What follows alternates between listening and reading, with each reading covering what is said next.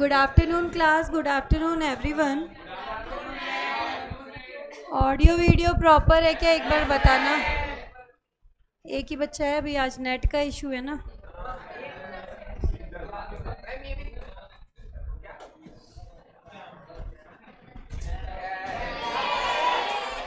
क्या तुम्हें पता है क्यों ऐसा कभी हुआ है?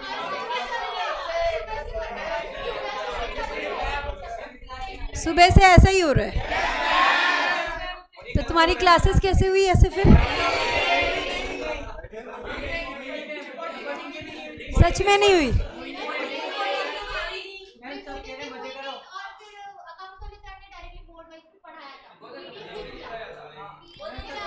मतलब इसका नोट्स का पीडीएफ नहीं खुल रहा, आईसीआई भी नहीं खुल रहा।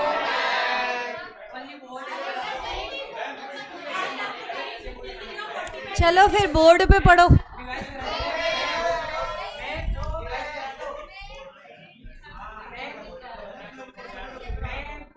लिखो, कॉपी निकालो, फिर टाइम थोड़ी ना वेस्ट करेंगे।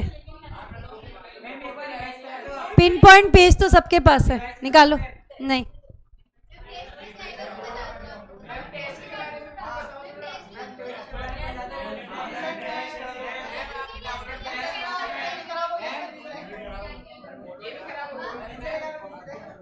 मुझे लग रहा है तुम्ही लोगों के काम लग रहे हैं मुझे ये है। पढ़ने की इच्छा नहीं हो रही होगी तो किए होंगे।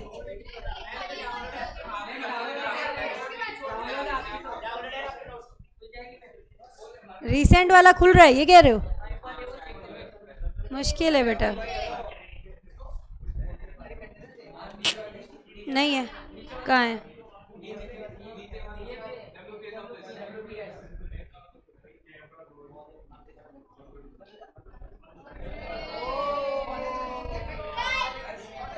ये तुम्हारे ही काम थे इसका मतलब है।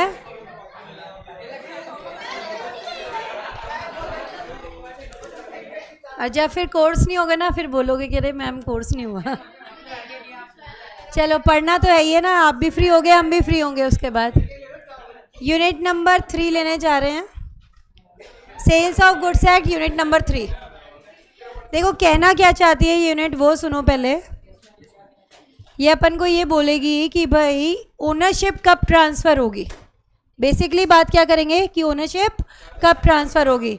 इसके अंदर मैंने एक चार्ट बना रखा है कि कौन से गुड्स में ओनरशिप कब ट्रांसफ़र होती है। बेसिक हमारा क्या कहता है कि भाई क्वेश्चन ऐसे आएंगे तुम लोगों के एग्जाम में कि ये गुड्स हैं और गुड्स हो गए destroy, who will bear the risk. तो आपको पता लगाना पड़ेगा कि ओनरशिप किसकी है, क्योंकि जनरल रूल कहता है कि जिसकी ओनरशिप उसका रिस्क। ठीक है, तो क्या पता लगाना पड़ेगा कि गुड्स में ओनरशिप किसकी है। अब ओनरशिप पता लगाने के कुछ रूल्स यहाँ पे दिए हुए हैं। क्या दिया हुआ है देखो, स्पेसिफिक एंड असर्टेन गुड्स के केस में ओनरशिप कब ट्रांसफ़र होती है? जब पार्टीज़ की इच्छा होती है, when the parties intend to pass it. ठीक है, 3 केसेस कवर करेंगे यहाँ पे। एक तो है तुम्हारा स्पेसिफिक गुड्स है, कौन सी स्टेट में है? डिलीवरेबल स्टेट में, मतलब बिल्कुल रेडी है और कॉन्ट्रैक्ट में कोई कंडीशन भी नहीं है। ठीक है, तो ओनरशिप कब ट्रांसफ़र होगी? तुरंत, immediately, at the time of contract. देखो अपने गुड्स कैसे? स्पेसिफिक, डिलीवरेबल स्टेट में मतलब बिल्कुल रेडी है, कॉन्ट्रैक्ट में कोई कंडीशन भी नहीं है, ओनरशिप पास होती है तुरंत, that is immediately at the time of contract. ठीक है, दूसरा केस क्या कहता है कि गुड्स कैसे हैं? Specific, but they are to be put into deliverable state.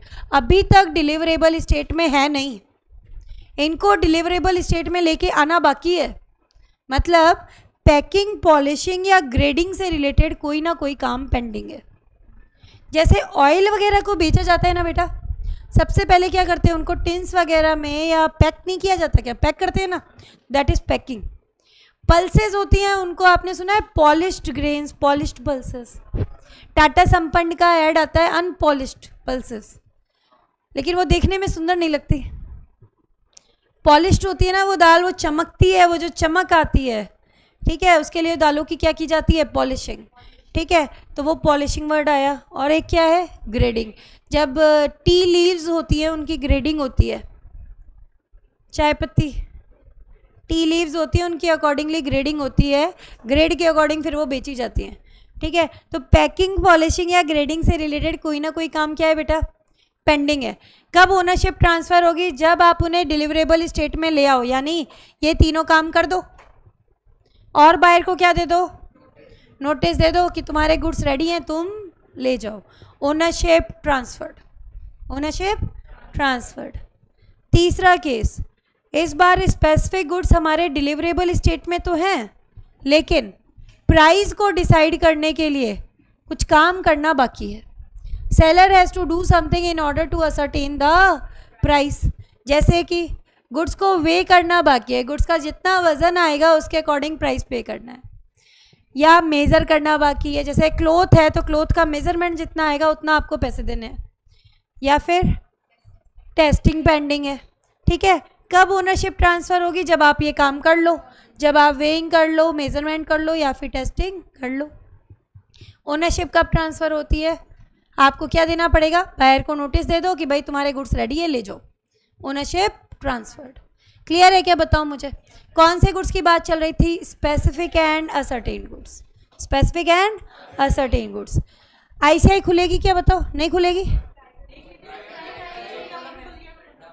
ये वैसे नहीं खुला है, डाउनलोडेड है नहीं अपना, नहीं है, नहीं खुलेगा फिर, है ना, मतलब पोर्टल के थ्रू नहीं खुल रहा ना, आईसीआई के पोर्टल के थ्रू, तो फिर कोई मतलब नहीं है।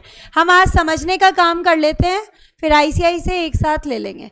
पहला केस समझ में आ गया क्या, ये बताओ मुझे, हमने क्या कवर किया है यहाँ पर, स्पेसिफिक और असर्टेन गुड्स। ठीक है, अब इसके आगे नेक्स्ट कैटेगरी लेने जा रहे हैं, कौन सी, अनअसर्टेन्ड गुड्स। अनअसर्टेन्ड गुड्स होते हैं ना बेटा, इनमें ownership as it is transfer होती ही नहीं है, पहले इनको क्या करना पड़ता है, असर्टेन करना पड़ता है। जैसे अपना एग्जांपल याद करो, सेल हुई थी by sample, 10 bags of wheat देने की बात हुई। ठीक है, हमने कहा छाट के 10 बोरे अलग रखवा लिए तो असर्टेन्ड, ये सर्टन है यही 10 तुम्हारे यहाँ जाएंगे, और अगर नहीं रखवाए तो कैसे हो गए गुड्स, अनअसर्टेन। पर सोच के देखो, देने से पहले कोई ना कोई 10 बोरे तो सेलर को भी निकालने पड़ेंगे, यस और नो, निकालने पड़ेंगे ना। तो मतलब अनअसर्टेन गुड्स में ओनरशिप तब तक ट्रांसफ़र नहीं होगी जब तक कि गुड्स असर्टेन नहीं हो जाते, जब तक कि गुड्स असर्टेन नहीं हो जाते। अब इसके अंदर देखो दो केसेस हैं। पहला केस क्या कहता है, sale of unascertained goods by description. Sale of unascertained goods by description में क्या दिया हुआ है, देखो ओनरशिप कब ट्रांसफ़र होगी इसकी बात कर रहे हैं, जब गुड्स का अप्रोप्रिएशन हो जाए। और अप्रोप्रिएशन मतलब क्या होता है, selection of goods with the consent of buyer और सेलर, दोनों पार्टी की मर्जी से गुड्स को छाट के अलग रखना क्या होता है, अप्रोप्रिएशन। और जब अप्रोप्रिएशन कर दोगे गुड्स असर्टेन हो जाएंगे ना, और असर्टेन हो जाएंगे तो ओनरशिप ट्रांसफर्ड। समझ आई बात कि नहीं आई, बताओ। एक बार क्वेश्चन आया हुआ है, जब सीए फाउंडेशन का अटेम्प्ट लगा था स्टार्टिंग में, फर्स्ट अटेम्प्ट, उसमें शॉर्ट नोट आया हुआ है, किस पर, अप्रोप्रिएशन ऑफ गुड्स पर। अप्रोप्रिएशन ऑफ गुड्स पे शॉर्ट नोट आया है, तो इसके अंदर क्या देना था वो सुनो। इसके अंदर लिख के आएंगे पहले तो कि it is selection of goods with the consent of both buyer and seller for the purpose of performing the contract. और इसमें ये करेक्टरिस्टिक पूरी होनी चाहिए। क्या चीज़, गुड्स कैसे होने चाहिए, अनअसर्टेन्ड या फ्यूचर गुड्स। ठीक है, गुड्स डिलीवरेबल स्टेट में होने चाहिए, गुड्स उसी क्वालिटी और क्वांटिटी में होने चाहिए जैसा कि कॉन्ट्रैक्ट में बात हुई है। अप्रोप्रिएशन अनकंडीशनल होना चाहिए, आप अपनी तरफ से कोई शर्त नहीं लगाओगे। ठीक है, it can be either with the assent, seller with the assent of buyer और the buyer with the assent of seller, या तो सेलर की मर्जी से बायर या बायर की मर्जी से सेलर करेगा। ठीक है, दिस कंसेंट और असेंट कैन बी एक्सप्रेस और implied. This consent can be given before और आफ्टरवर्ड्स, पहले भी दी जा सकती है और बाद में भी दी जा सकती है। ये बात की हमने किसके बारे में, अप्रोप्रिएशन ऑफ गुड्स के बारे में। इस पे शॉर्ट नोट आता है, अपन इसको रेडी करेंगे। तो पहला पॉइंट समझ में आ गया क्या, गुड्स को कैसे बेचा, बाय डिस्क्रिप्शन। ओनरशिप कब ट्रांसफर होगी, when the appropriation of goods is done. फिर क्या आ रहा है यहाँ पर, delivery to carrier. Delivery to carrier rule कहता है, हमारा एक रूल रिगार्डिंग डिलीवरी है, वो ये कहता है कि delivery to carrier deem delivery to buyer, delivery to carrier deem delivery to buyer.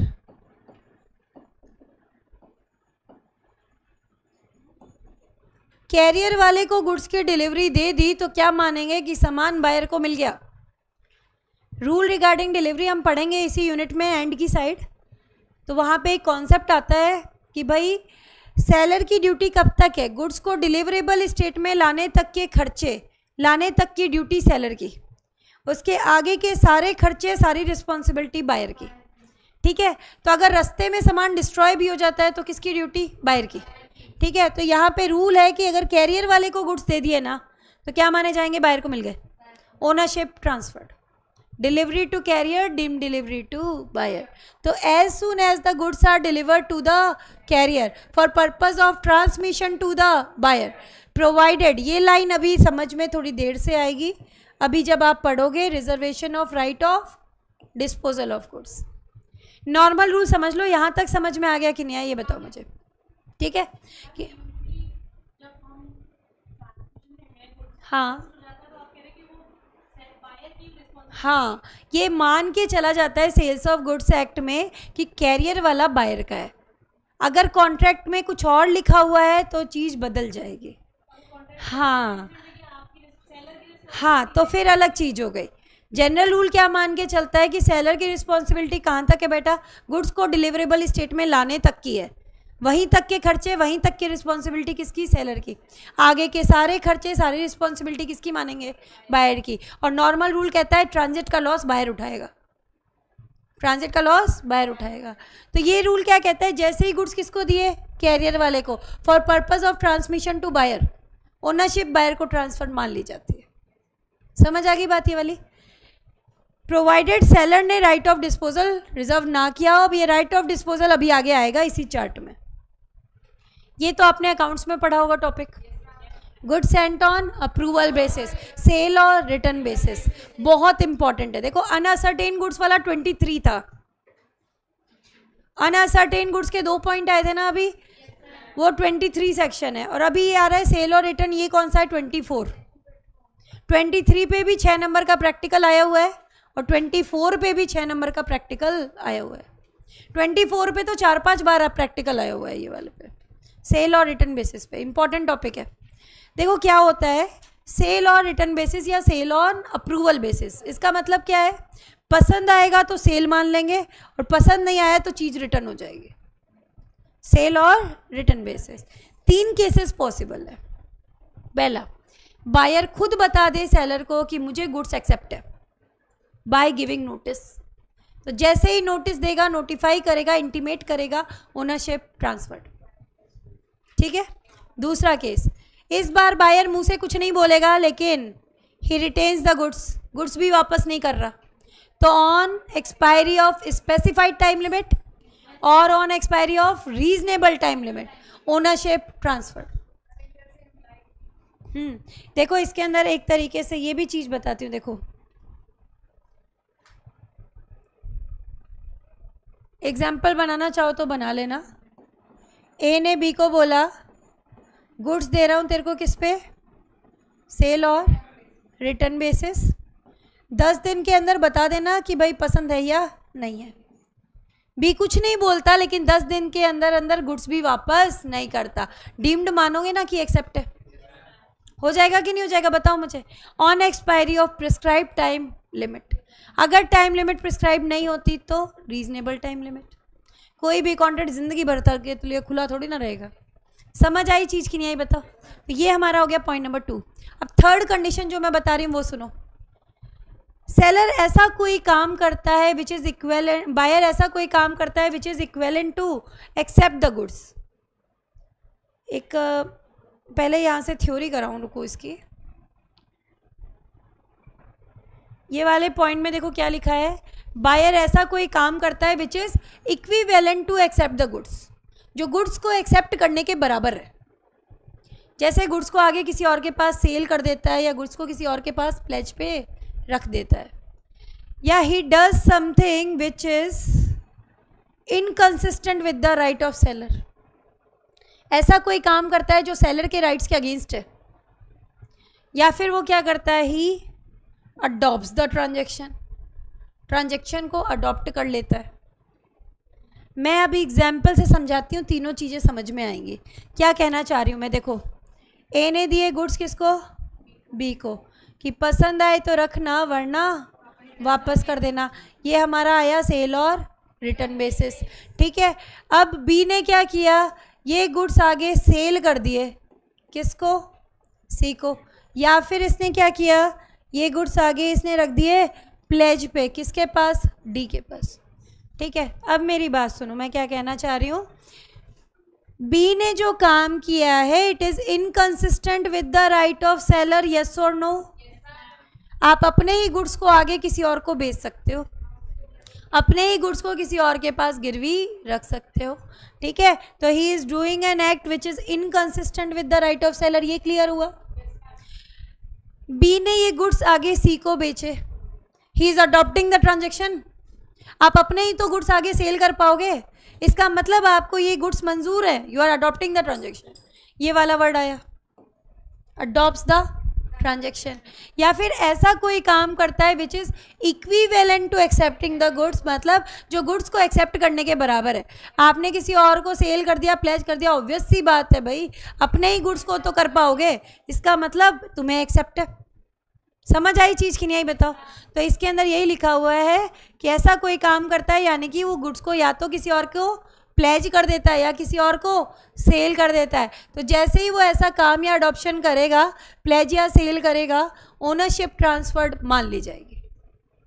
Clear है क्या, बताओ मुझे। ये हमने बात करी किसके बारे में, सेल और रिटर्न बेसिस। 3 केसेस थे, अब एक बार दोबारा रीडिंग लगा लो इनकी।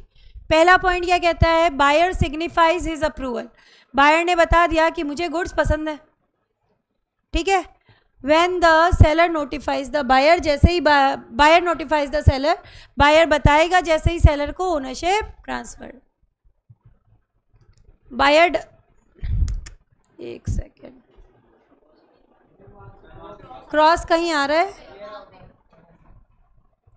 अब इसमें देखो क्या आ रहा है चीज, buyer does not signify his approval, approval तो नहीं देता लेकिन गुड्स भी वापस नहीं करता।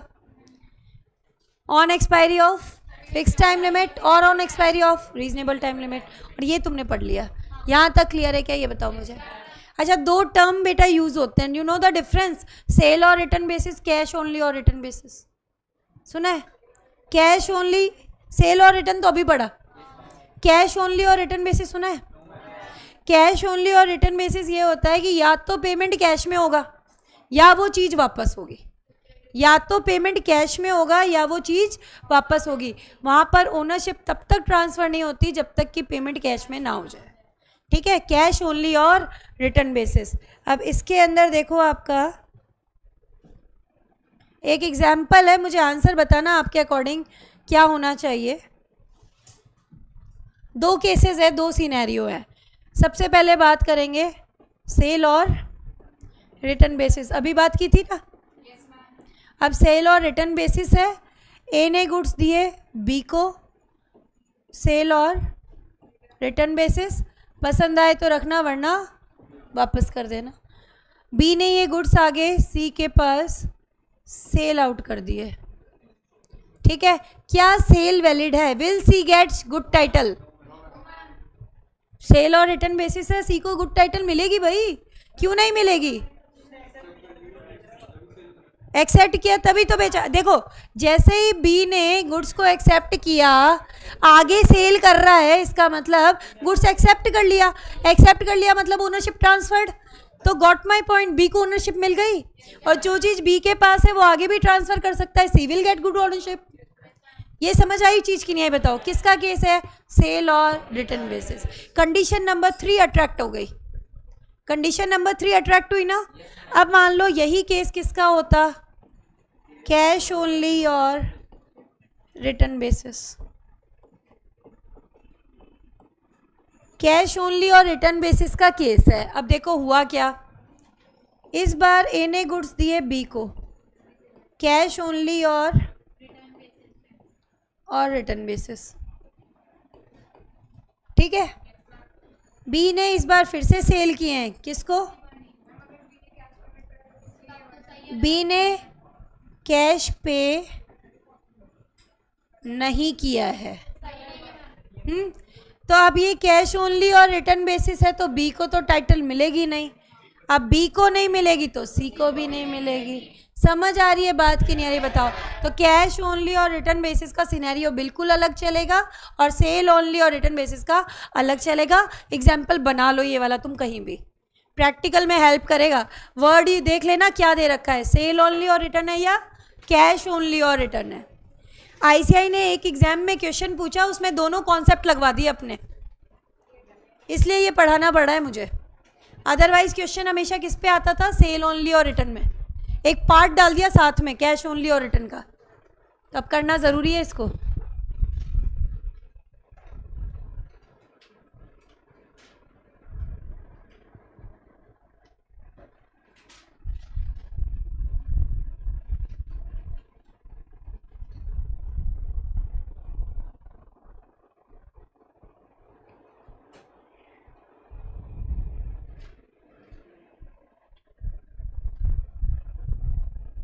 ऑनलाइन बतानो बच्चों, समझ में आई चीज़ की नहीं आई बताओ मुझे। कृतिका, सुजल, नेट नहीं है ना आज, नेट भी नहीं है आज। आ गई बात समझ में? चलो ठीक है, रिकॉर्डिंग सब क्या कल देख लेंगे। आ जाते, ट्रांसपोर्ट तो खुला है। ये समझ आ गई बात की नहीं आई बताओ मुझे? बोनाफाइड हो तो भी नहीं मिलेगा, जो चीज़ है ही नहीं तो वो कहाँ से मिलेगा? जो चीज़ है ही नहीं पहले वाले के पास, दूसरे को कैसे मिलेगा? एक्सेप्शन है नेमो दैट के, उनमें कहीं कवर हो जाए तो बात अलग है। नॉर्मल सिनेरियो में तो नहीं मिलेगा। जो चीज़ मेरे पास नहीं है मैं तुम्हें भी नहीं दे सकती, रूल यही कहता है। ये समझ आ गई चीज़ की नहीं आई बताओ? आगे रूल आएगा इसी में, चैप्टर में, नेमो दैट के एक्सेप्शन, उसमें पढ़ेंगे। इसमें डाउनलोड्स के अंदर हाँ हाँ, जो चीज़ बी के पास नहीं है सी को कैसे मिलेगी? हाँ तो सेल किया तो ओनरशिप नहीं है, क्या करें? स्टोलन प्रॉपर्टी में भी तो आगे बेच देते हैं, सेल से क्या फ़र्क पड़ता है? तुम्हारे पास ओनरशिप नहीं है, तुम आगे कैसे दोगे? हायर परचेज में हायरर आगे बेच दे, सेल कर दी, मिल जाएगी क्या ओनरशिप? नहीं मिलेगी। अच्छा, इसके अंदर भी सिर्फ इतने ही डॉक्यूमेंट आ रहे हैं, इसमें आ सकता है ना अपना।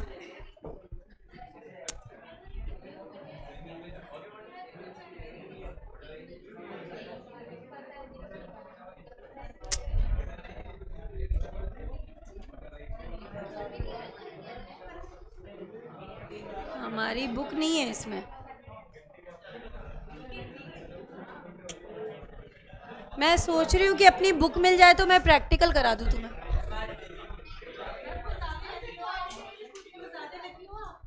अच्छा नहीं, ये तो चल जाता है, बुक में तो आएगा ही ना, क्वेश्चन तो आ ही जाएगा ना।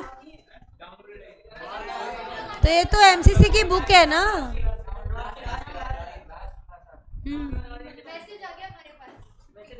तो अब पढ़ लो 5-10 मिनट आराम से कि अब तो कुछ कुछ घट जाने वाले हो।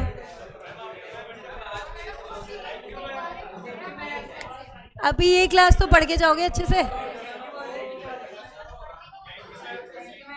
वेलकम बेटा। देख मैं तो पढ़ाऊंगी, तुम्हें जाना है तुम जाओ, ऑप्शन दे दिया तुम्हें। एमसीसी बुकलेट तो डाउनलोडेड ही है।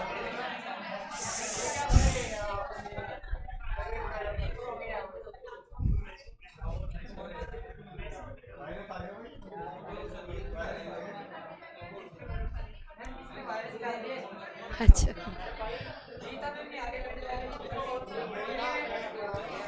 बातें नहीं,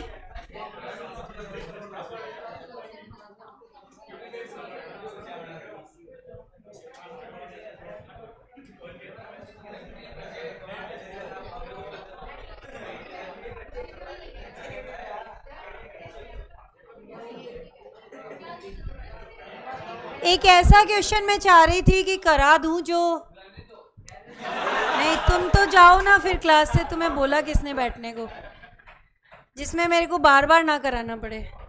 ये वाला क्वेश्चन कर लो, क्वेश्चन नंबर 9, जिसमें सेल और रिटर्न बेसिस टोटली कवर हो जाए।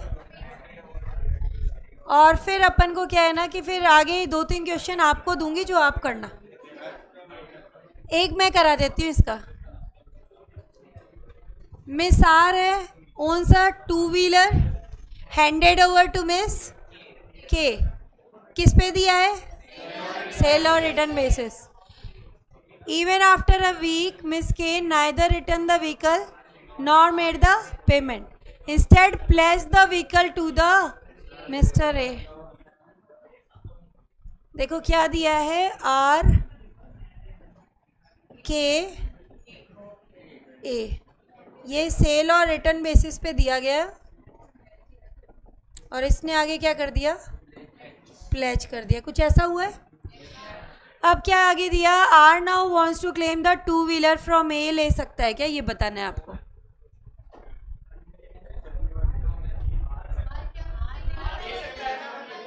आर जो है, जो व्हीकल दिया गया था ना 2-व्हीलर, पहले सेल और रिटर्न बेसिस पे किसके पास गया?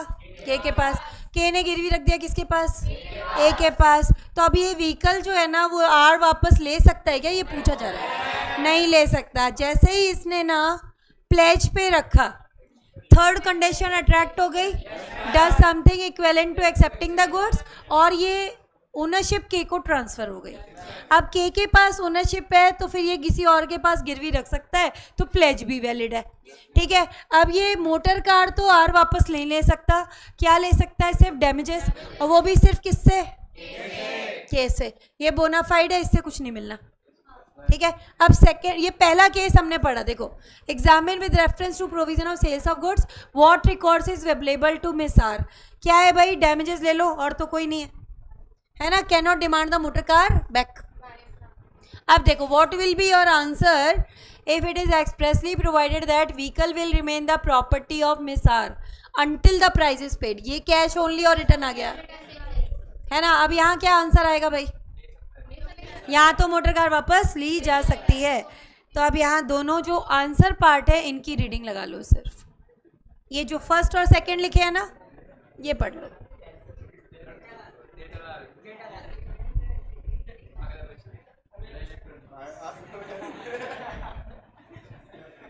आईसीआई ऐसे एग्जाम्पल डालता है। ऐसे कोई एग्जाम्पल मिल जाए ना, मतलब क्या आईसीआई का डाला हुआ है। हाँ, तो वो सेम ही डालता है। सच झूठ। हाँ भाई, attracted the third condition equivalent to accepting the goods, can not claim the vehicle back but can claim the price of vehicle from मिसके। ठीक है। दूसरा पार्ट पढ़ो एक बार। यहाँ पे व्हीकल वापस ले सकते हैं क्योंकि ये कैसा था तुम्हारा? कैश ओनली और रिटर्न बेसिस। क्लियर है क्या सबको? बताओ। चलो, जेठालाल बाद में करेंगे, अभी जेठालाल जी हुए नहीं है, उसके लिए कुछ करना पड़ता है, पहले टॉपिक कंप्लीट करना पड़ता है। ये कर सकते हो तुम। सेक्शन नंबर 23 पढ़ाया था ना, passing of property in case of unascertained goods, पढ़ा था ना। तो वो उसमें हमने पढ़ा था कि अगर गुड्स को डिस्क्रिप्शन के अकॉर्डिंग बेचा गया है, ओनरशिप कब ट्रांसफर होगी? When the goods are appropriated according to the contract. याद आ रहा है? सेक्शन नंबर 23 था वो। ठीक है। दो सेक्शन मिक्स करके आंसर आ रहा है। एक तो 26 अभी आगे आएगा। वो कहना चाहता है जिसकी ओनरशिप उसका रिस्क, जिसकी ओनरशिप उसका रिस्क। ठीक है। और हमें यहाँ पर कौन से गुड्स बताए जाएंगे? अनअसर्टेन। तो अनअसर्टेन में जो रूल लगता है वो हम यहाँ पे अभी पढ़ने वाले हैं। क्वेश्चन क्या कहता है? एक है मिस्टर सैम्बल, इन्होंने परचेज करनी है कितनी? 100 बेल्स ऑफ कॉटन। किससे? मिस्टर वरुण से, out of his large stock. इन्होंने क्या किया? अपने आदमी को बेचा to take the delivery of goods. Packing कितने की हो चुकी थी? 60 बेल्स की। And there was an accidental fire, और पूरे का पूरा 100 बेल्स का स्टॉक डिस्ट्रॉय हो गया। ठीक है।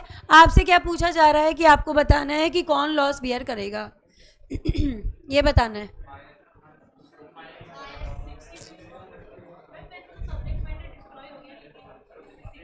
भाई रिस्क तो कोई ना कोई तो उठाएगा ना, लॉस तो बेटा सब्जेक्ट मैटर डिस्ट्रॉय हो गया तो क्या हुआ। आप पता लगाओ ओनरशिप किसकी है। क्वेश्चन क्या कहना चाहता है सुनो। 100 बेल्स ऑफ कॉटन, इसके अंदर क्या हुआ, 60 की पैकिंग हो चुकी थी फायर में, these 60 along with the remaining 40 destroy हो गए। आपको पूछा है रिस्क कौन उठाएगा, तो जो 60 है उसकी तो पैकिंग हो गई, ओनरशिप बायर को ट्रांसफर्ड, इनका लॉस तो उठा लेगा बायर, ठीक है, और जो 40 है जिनकी नहीं हुई उनका सेलर। लेकिन अगर ये जो 60 बेल्स हैं इनको बायर के रिप्रेजेंटेटिव ने छांट के अलग नहीं किया होता तो पूरे के पूरे का लॉस कौन उठाता, सेलर उठाता, ठीक है। इसके अकॉर्डिंग तुम्हारा आंसर आएगा। अब यहाँ देखो क्या दिया, सबसे पहले सेक्शन 26, अनलेस अदरवाइज एग्रीड, जब तक कि कॉन्ट्रैक्ट में कुछ और नहीं लिखा है। जनरल रूल क्या कहता है, the goods are at seller risk, जब तक कि प्रॉपर्टी बायर को ट्रांसफर ना हो जाए। लेकिन जैसे ही प्रॉपर्टी किसको ट्रांसफर हो गई, बायर को, तो रिस्क भी किसका, बायर का, ठीक है। मतलब जिसकी ओनरशिप उसका रिस्क, जब तक ओनरशिप सेलर की रिस्क भी सेलर का, जैसे ही ओनरशिप बायर को रिस्क भी बायर का। यहाँ अजम्पशन दोनों देगा ये कि अगर सिलेक्ट करके साइड में रख लिए तो अप्रोप्रिएशन हो गया ना। याद करो रूल में क्या था, जब गुड्स अप्रोप्रिएट होते हैं तो ओनरशिप ट्रांसफर। आईसीआई दोनों अजम्पशन देगा अभी कि अगर उन्होंने छाट के अलग कर लिए विद कंसेंट तो ओनरशिप ट्रांसफर हो गई, 60 का लॉस बायर का, 40 का लॉस सेलर का, और अगर नहीं किया तो पूरे के पूरा लॉस सेलर का, दोनों देगा अजम्पशन। अब देखो सेक्शन 23 क्या कहता है, in a contract of sale of कैसे गुड्स है, अनअसर्टेन गुड्स, ओनरशिप तब तक ट्रांसफर नहीं होगी जब तक कि गुड्स क्या ना हो जाए, until unless and until the goods are ascertained.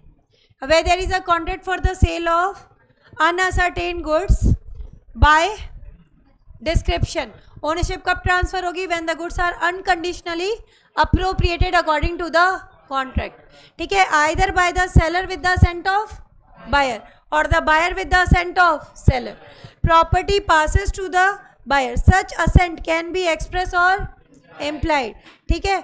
Applying the aforesaid law of the fact, it is clear that Mr. Samuel has the right to select the goods out of the bulk, और इसके लिए उसने अपना आदमी भेजा भी है। Mr. Samuel buyer है, he agrees to purchase लिखा हुआ है देखो, और मिस्टर वरुण कौन है, सेलर। अब यहाँ पर अकॉर्डिंगली इन्होंने आंसर किया है पॉइंट नंबर 1 और 2, देखो कैसे दिया। फर्स्ट वाले में इन्होंने अजम्पशन दी कि अगर सेलर ने सिलेक्ट करके with the consent of buyer representative goods को अलग कर लिया तो फिर क्या होगा, 60 का लॉस बायर का, क्योंकि ओनरशिप किसको ट्रांसफर हो गई, बायर को, और 40 का लॉस सेलर का, क्योंकि इनकी ओनरशिप ट्रांसफर नहीं हुई। तो 60 का तो सैम्बल उठाएगा, 40 का मिस्टर वरुण उठाएगा।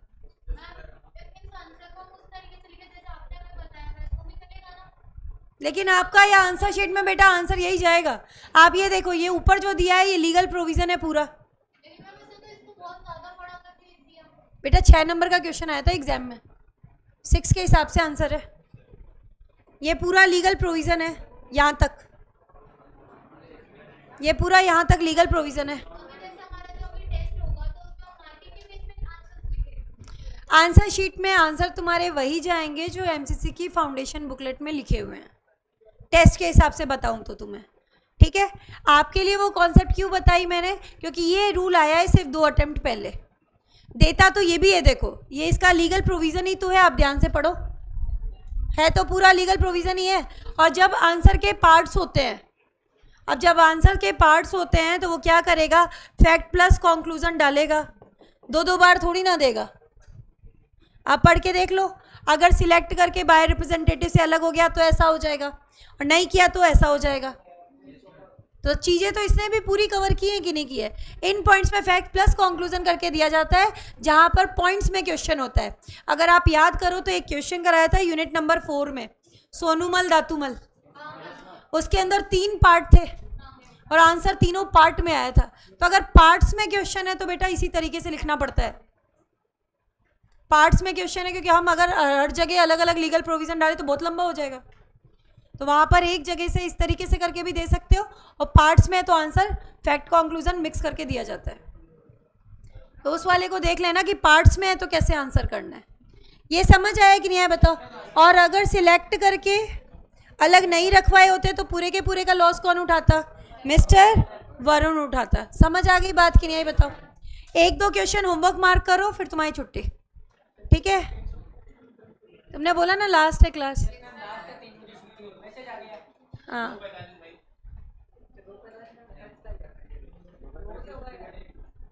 एक क्वेश्चन टिक लगाना, क्वेश्चन नंबर 5 4 3 4 5 आ गए ना?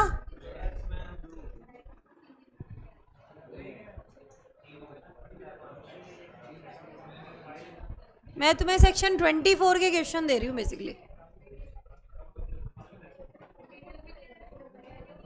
एक मैंने करवाई दिया वो वाला, वो तुम्हें लेना नहीं है। मिस्टर सैम्बल हो चुका है, ठीक है। 9 मैंने करा दिया, ठीक है। 10 होमवर्क है भाई। ये तो जेठालाल वैसे ही देख के पढ़ के कर लोगे तुम, ठीक है? इतना करना है। और ये सारे क्वेश्चन तुम्हें एक ही टॉपिक के दिए मैंने। कौन से? सेल और रिटर्न बेस में। 7 समथिंग 6 7, हाँ 6-7 क्वेश्चन होंगे। लिमिट देख के करना अपने हिसाब से, टाइम के हिसाब से। हाँ इतना ही टाइम मेन एग्जाम में मिलता है, इससे ज़्यादा नहीं मिलता, इससे कम ही मिलता है। पेपर तो मैं ही बनाती हूँ, लेकिन मैंने 2-4 बना के पहले से दिए हुए होते हैं, उसमें से कोई भी आ सकता है। तो बी फ्री, जो भी है वो करो अपने लेवल पे तैयारी करके। हाँ दोनों आएंगे। तो भाई यहाँ तक का लिया अपन ने मैटर, आगे अपन कर लेते हैं। टेस्ट तुम्हारा कल है? कब है? तो आज से पूछ रहे हो तो मुझे